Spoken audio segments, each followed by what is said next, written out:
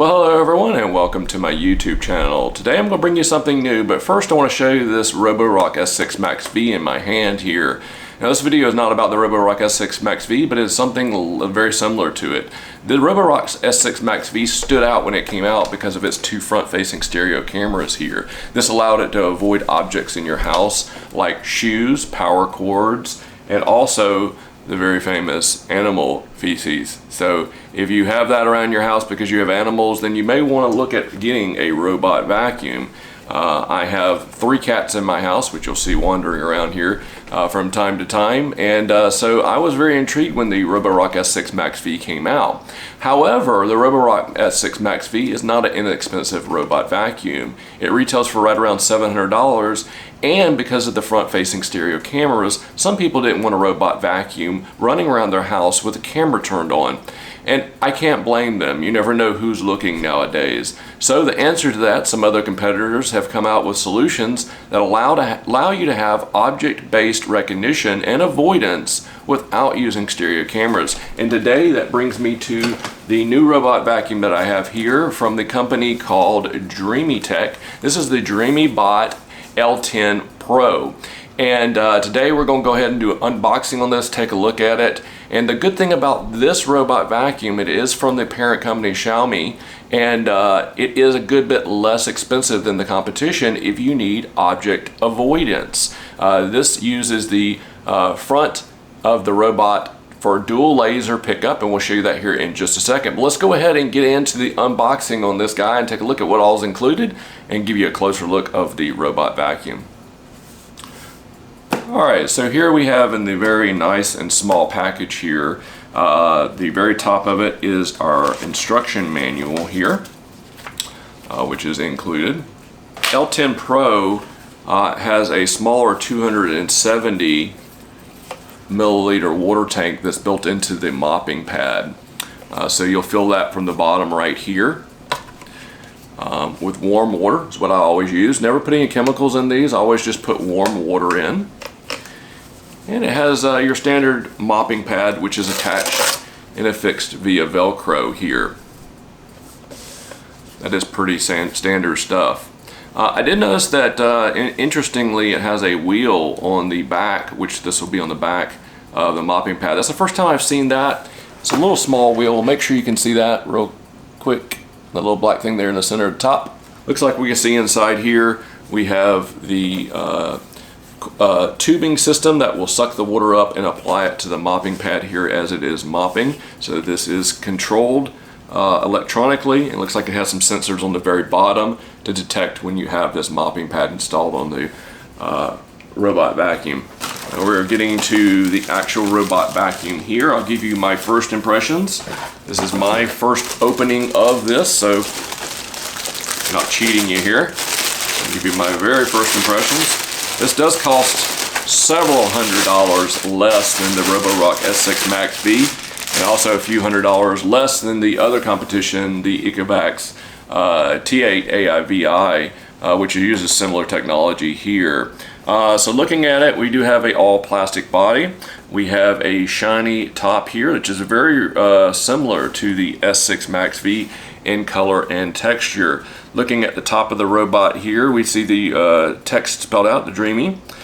We have the LiDAR navigation system here. This is going to be able to map your house and detect walls and furniture.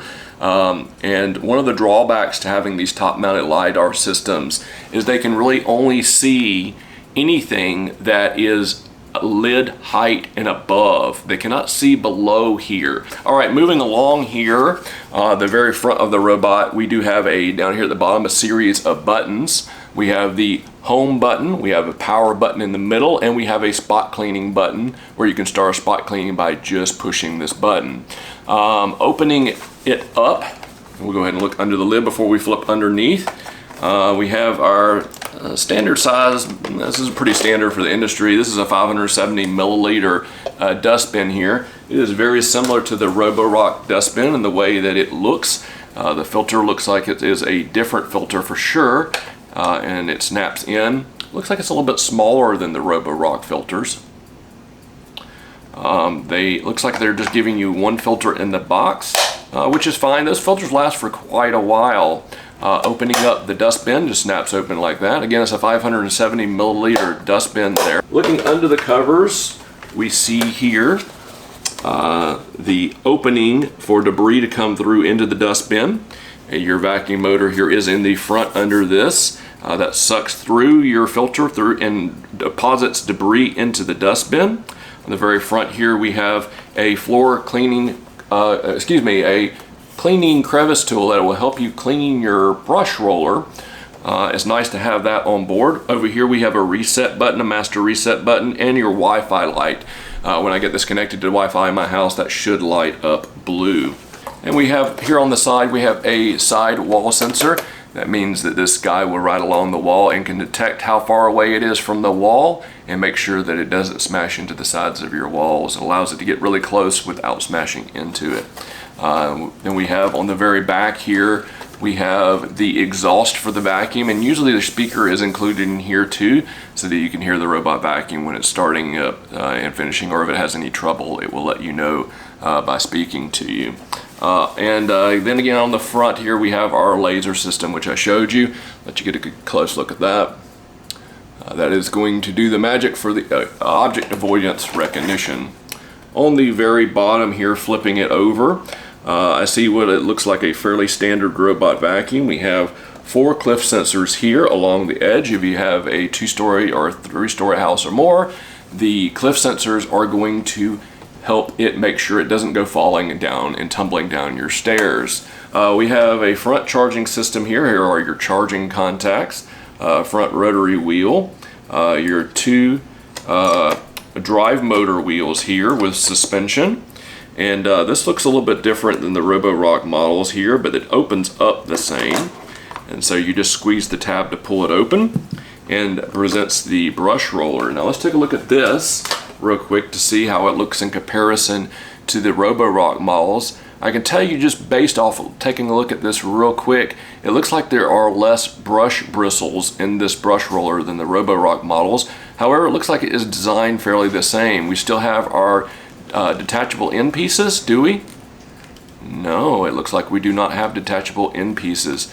Oh, yes we do. They just detach a little bit differently than the Roborock. How about that? Looks like they just slide in the end. That is a very good thing to have. You will get hair that will wrap around the end here, and you want to make sure that you can attach these. So these just slide off, whereas the Roborock models kind of twist off. This does have a carpet boost sensor on it, which is nice for inexpensive object avoidance style of robot vacuum. So when it goes from hardwood floor to carpets, it will be able to sense that it has gone to carpet and boost up the suction power if it is on a lower setting.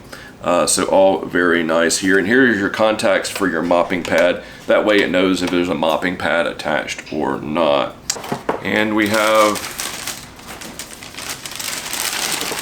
included a power cord with a nice Velcro wrap. I always appreciate it when they include the Velcro wrap. We have our charging stand here. Let's look at the size of that. It's about the size of a Roborock model charging stand. We do have a different brush style here on this L10 Pro. This is a bristle style brush. Some people like the silicone brushes, some people like the regular brushes, side brushes with bristles. For me, I think I prefer the silicone type.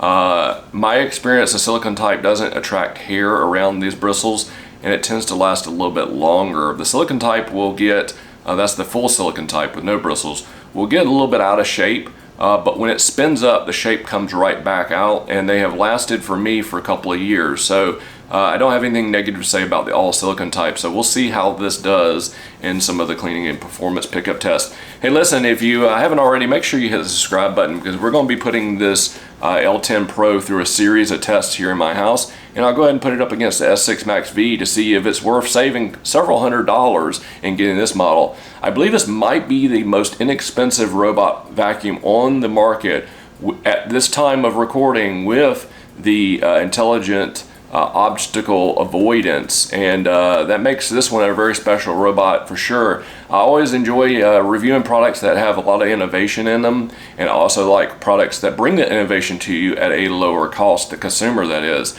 So anyway, I do appreciate you taking a look at this video. If you have any questions about this, drop those below. If you'd like to see a specific test with this robot vacuum, also put that in the comments down below. And if you haven't already, make sure to go ahead and hit that like button. Alright, well, I appreciate you taking the time to view this video. Stay tuned for more reviews on this and other robot vacuums coming straight your way. Take it easy, everybody. Bye-bye.